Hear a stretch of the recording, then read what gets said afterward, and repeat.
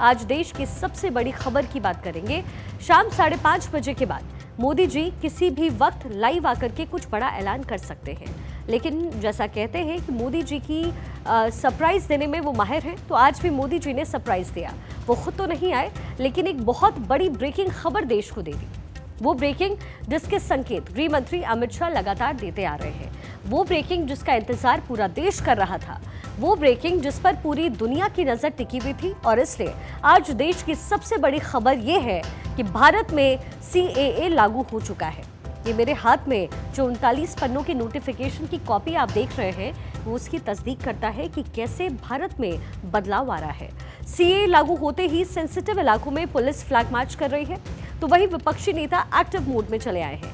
कोई कह रहा है कि बीजेपी ने ये सब चुनाव के लिए किया, तो वही हैदराबाद वाले ओवैसी साहब कह रहे हैं कि सड़कों पर आ जाओ, विरोध करो। केंद्र सरकार ने भी इसको लेकर के फुल तैयारी कर ली है। ऐसे में CAA को लेकर के अनगिनत सवाल हैं जो आज जवाब मांगते हैं। CAA को लेकर के कई लोगों के बीच एक क्लैरिटी की कमी है। ऐसे में हमारी जिम्मेदारी बनती है कि हम मामले को क्लियर करें। और ऐसे में आज का 9 PM स्पेशल इत्मीनान से आप देखिए, आपको A to Z सवालों का जवाब हम यहाँ देंगे। ऐसे में सबसे पहले बात कर लेते हैं संकेतों की। बीते महीने गृह मंत्री अमित शाह ने CAA को लेकर के बड़ा बयान दिया। साथ ही उनकी गाड़ी की नंबर प्लेट, अगर आपको याद हो, उसमें जो नंबर्स लिखे हैं उसमें भी CAA का जिक्र था, लेकिन विपक्ष ने तब इसे लाइटली लिया। उन्होंने सोचा कि शाह चुनावी भाषण दे रहे हैं, इसलिए इस बार विपक्ष ने CAA को लेकर के पहले से कोई रणनीति नहीं बनाई। लेकिन शाह तो रणनीति के मास्टर हैं, वो इस पर सीरियसली काम कर रहे थे और इंतजार कर रहे थे लोकसभा चुनाव का। और आज इसको लेकर के ये जो नोटिफिकेशन है, जो मेरे हाथों में आप इस वक्त देख रहे हैं, वो जारी कर दिया गया है। ऐसे में सबसे पहले बात करते हैं कि आखिर इस एक्ट को संसद की टेबल पर कब लाया गया और कैसे पास किया गया। नागरिकता संशोधन बिल पहली बार 2016 में लोकसभा में पेश किया गया। यहां से तो ये पास हो गया, लेकिन राज्यसभा में फिर अटक गया। बाद में इसे संसदीय समिति के पास भेजा गया और फिर 2019 का चुनाव आया। फिर से मोदी सरकार बनी। दिसंबर 2019 में इसे लोकसभा में दोबारा पेश किया गया। इस बार ये बिल लोकसभा और राज्यसभा दोनों जगह से पास हो गया। 10 जनवरी 2020 को राष्ट्रपति की मंजूरी इसे मिल गई। अब बात कि इतने सालों तक ये आखिर अटका क्यों रहा। दरअसल CAA के लागू होने में देरी के कई फैक्टर्स अहम रहे। शुरुआती विरोध के कारण पूरे देश में CAA पर बहस तेज हो गई। खास करके असम और त्रिपुरा जैसे राज्यों में व्यापक प्रदर्शनों ने सरकार की चिंताएं बढ़ा दी।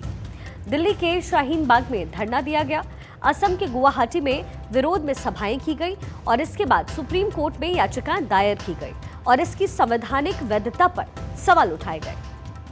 आलोचकों ने यह तर्क दिया कि ये कानून भेदभावपूर्ण है। इसमें म्यांमार के रोहिंग्या और तिब्बती बौद्धों जैसे कुछ उत्पीड़ित समूहों को शामिल नहीं किया गया। इसी बीच कोरोना के कारण देश में लॉकडाउन की स्थिति बनी और प्रतिबंध लागू कर दिए गए। ऐसे में विरोध प्रदर्शन उस समय थम गए।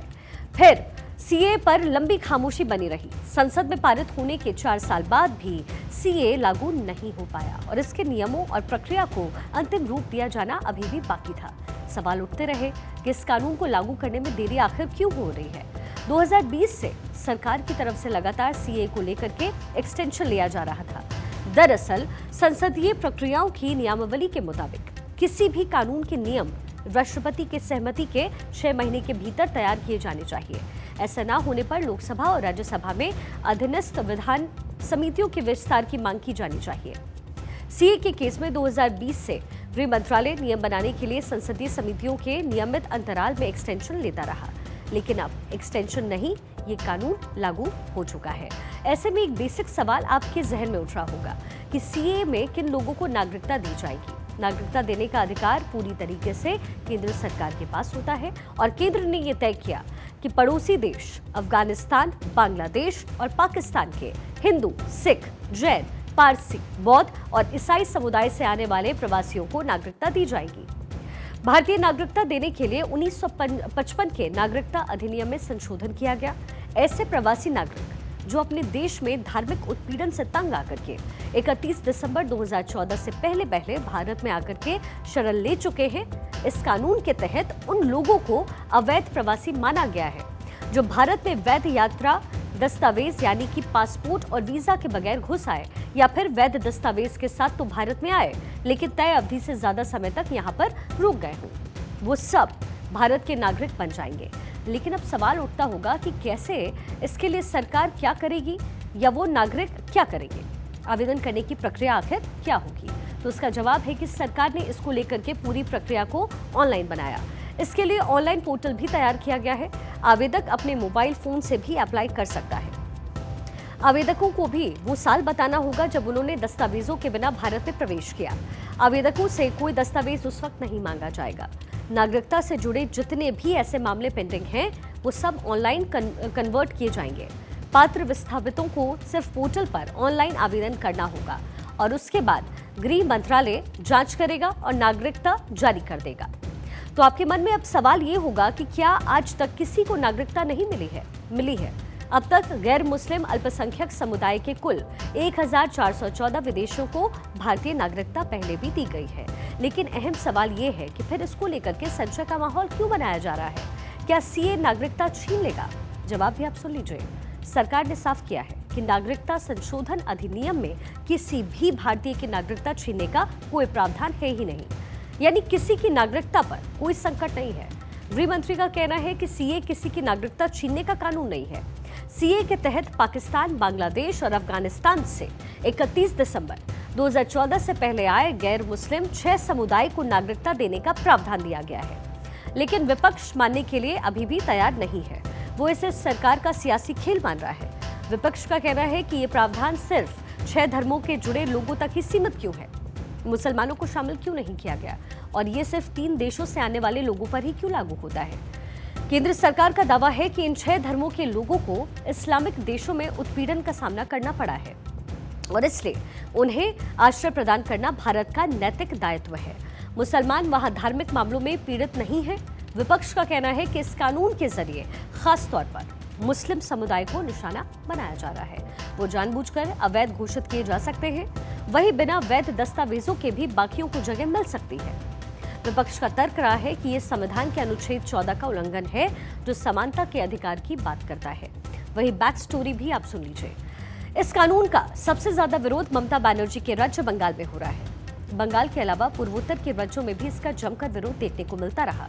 यहाँ हम सबसे पहले बंगाल में इसके विरोध की वजह आपको समझाते हैं और इसे जानने के लिए आपको मतुआ फैक्टर को समझना जरूरी है। वही मतुआ समाज के लोग जो आज सीए लागू होने के बाद जश्न मनाते हुए तस्वीरों में आपको नजर आए। दरअसल पश्चिम बंगाल में बांग्लादेश से आए मतुआ समुदाय के लोग काफी समय से स्थायी नागरिकता की मांग कर रहे थे। ये हिंदू शरणार्थी हैं जो देश के विभाजन के दौरान और बाद के दशकों में बांग्लादेश से भारत पहुंचे। 1947 के बाद से ही ये लोग तब से ईस्ट बंगाल से यहाँ आकर के बसने लगे। पश्चिम बंगाल के 4 जिले नदिया, उत्तर 24 परगना, दक्षिण 24 परगना और पूर्वी बर्धमान की तकरीबन 76 विधानसभा सीटों पर मतुआ समुदाय का प्रभाव है और इसी तरीके से पश्चिम बंगाल की कुल 42 लोकसभा सीटों में से 10 अनुसूचित जाति की सीटें हैं।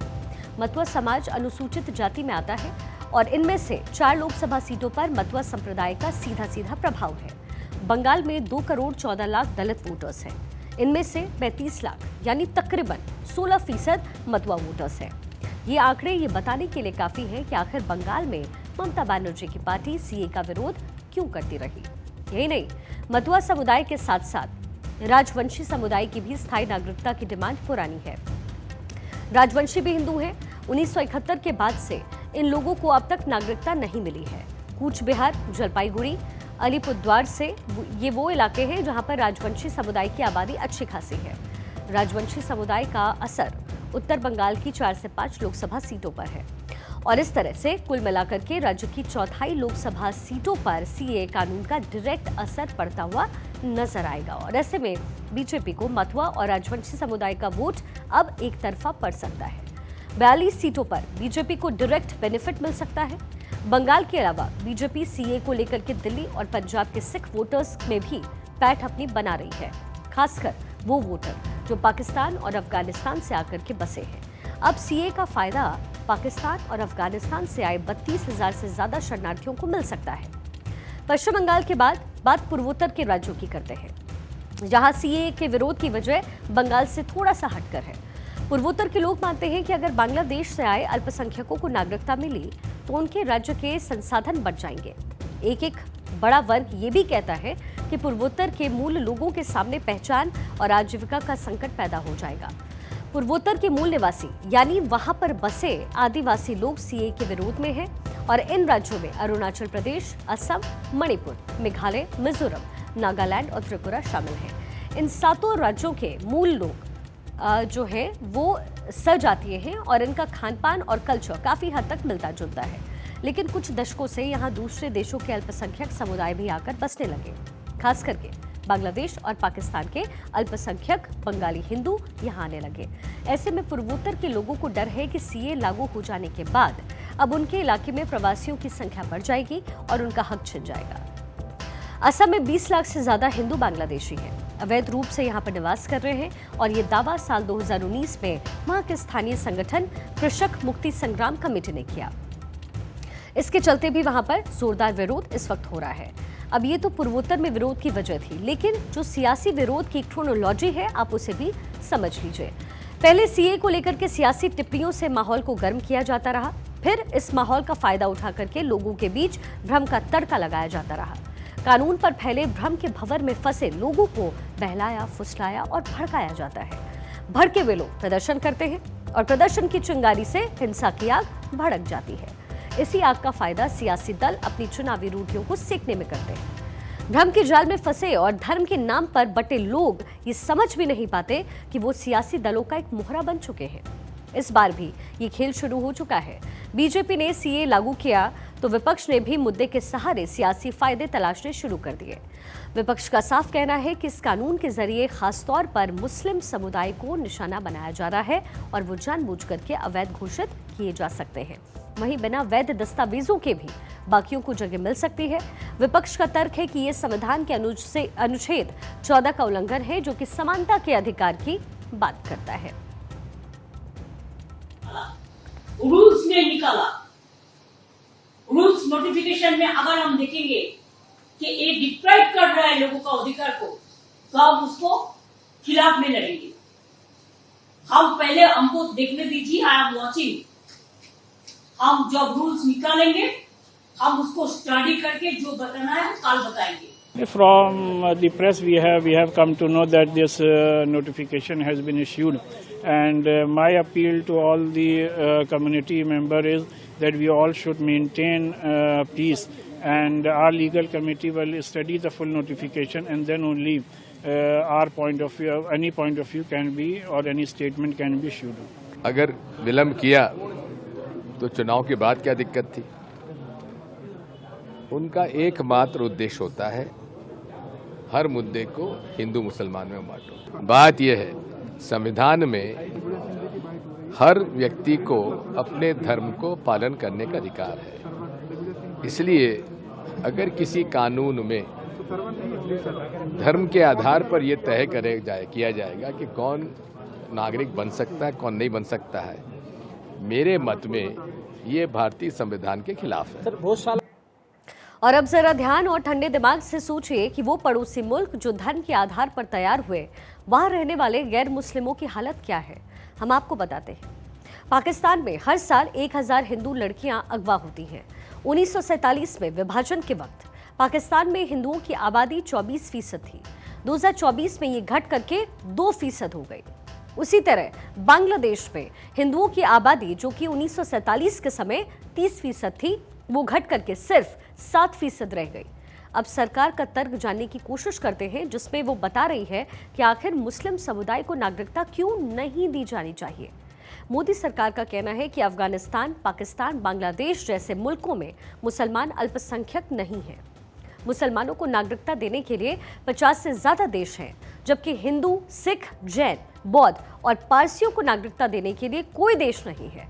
इसलिए उन्हें नागरिकता देने के लिए सीए कानून बनाया यहाँ भारत में गया है और जिनको नागरिकता दी जाएगी उनको कई सारी जानकारियां देनी पड़ेंगी। मसलन भारत में किस साल में बिना वैध दस्तावेजों के उन्होंने प्रवेश किया, भारत में प्रवेश के बाद कितने वर्ष और कहां कहां रहे। आवेदक को अपना देश छोड़ने की वजह भी बतानी होगी और यह अनिवार्य होगा। वर्तमान व्यवसाय की जानकारी ऑनलाइन देनी होगी। आपराधिक रिकॉर्ड की जानकारी उनको देनी होगी। यानी पूरी जांच और पड़ताल के बाद तय किया जाएगा कि किसको नागरिकता देनी है और कैसे देनी है। यहाँ गौर करने वाली बात यह भी है कि सीए लागू होने के साथ ही मोदी की गारंटी वाला जो फैक्टर है और ज्यादा मजबूत हो जाएगा, क्योंकि जैसा हमने पहले कहा कि मोदी ने जो कहा वो किया और सीए का लागू होना इसका एक और सबूत है।